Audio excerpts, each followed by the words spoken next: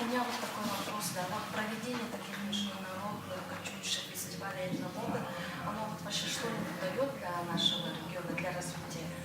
Вы задали очень актуальный вопрос. Во-первых, я хочу сказать, что инициатором является Яна Викторовна и большой дружный коллектив Дома дружбы народов имени Кулаковского. Я при открытии говорила, еще раз повторюсь, этот уникальный проект я рассматриваю как реальный механизм реализации указа президента о стратегии государственной национальной политики на период до 2025 года. Но если более конкретно сказать, по сегодняшнему третьему фестивалю, я говорила сами название «Кочующий фестиваль», «Этническая мода», «Солнечная лень». Вот это все знаковые слова, потому что кочующий фестиваль – это действительно особенность традиций народов, в том числе и Севера, Сибири и Дальнего Востока. Этническая мода сегодня, любой этнос без языка и без национального костюма, он как этнос не может состояться.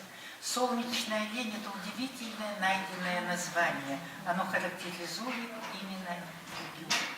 Но я хочу сказать, и сегодня это подчеркну при закрытии, вот этот третий фестиваль, он впервые показал, и я как бы отвечаю на ваш вопрос, что удивительно очень много было участников самой республики. Ну вот представляете, 43 градуса мороза, 20 улусов, представители 20 улусов приехали, причем очень много молодых. Значит, интерес есть, и проект востребован. Вот это очень и очень важно. С другой стороны, я хочу сказать, и я Яне Викторовне уже говорила, все, что коллектив проводит Дома дружбы, просто так не бывает. Он действительно стимулирует, инициирует интерес у молодежи. Я вот сегодня написала письмо главе вашей республики, и я хочу сказать, что ряд, пока не буду, еще гала-концерта нет, ряд художников-модельеров попросила, чтобы их коллекции были показаны на гала-концерте Евразийского конкурса высокой моды национальных костюмов фестиваля. Второй момент, вообще в целом мое сегодняшнее впечатление о Якутии, вот мы побывали, во-первых, праздник, зима начинается с Якутии.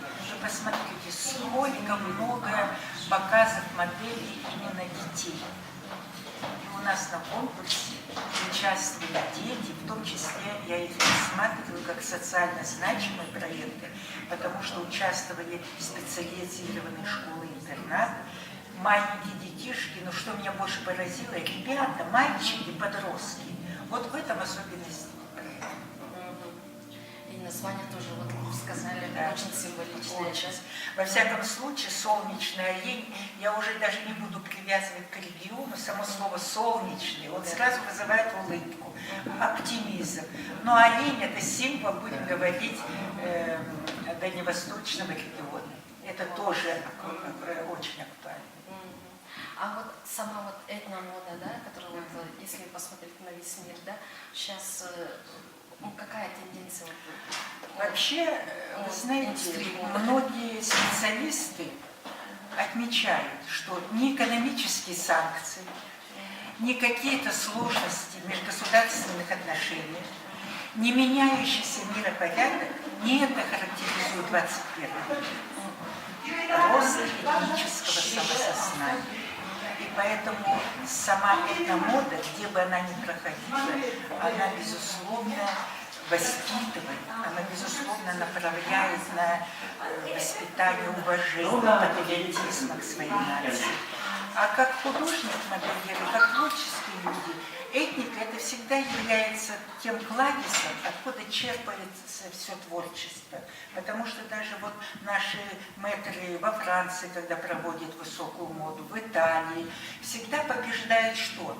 Именно те художники-модельеры, которые представляют элементы этнических каких-то особенностей. Вот и у нас сегодня на фестивале были этнические мотивы. На конкурсе «Этнората» я как автор этого проекта хочу сказать, у нас среди молодежи очень актуальная номинация «Этнические мотивы в современном искусстве». В конце вот нашим якутским модельерам, что вы хотите пожелать? Ну, во-первых, я хочу сказать, что солнечный олень набирает обороты. В этот раз уже участвовали, география его расширяется. Участвовали и представители почти около 10 регионов и стран. Это уже говорит о многом. Второе, я уже говорила, улусы принимают участие. Но в порядке такого искреннего пожелания, конечно, мне бы очень хотелось, чтобы не только география расширялась, но, может быть, подумали, чтобы как можно больше привлекать инвесторов, бизнес-сообщества. Потому что сегодня туризм, а этническая мода – это тот кладезь, который бы еще больше развивал бы туризм. И мне кажется, с учетом традиций, особенностей климата, мех, будем говорить, прикладное искусство, народные промыслы, они тоже вбирают вот, творческий подход к новым моделям. Спасибо вам большое.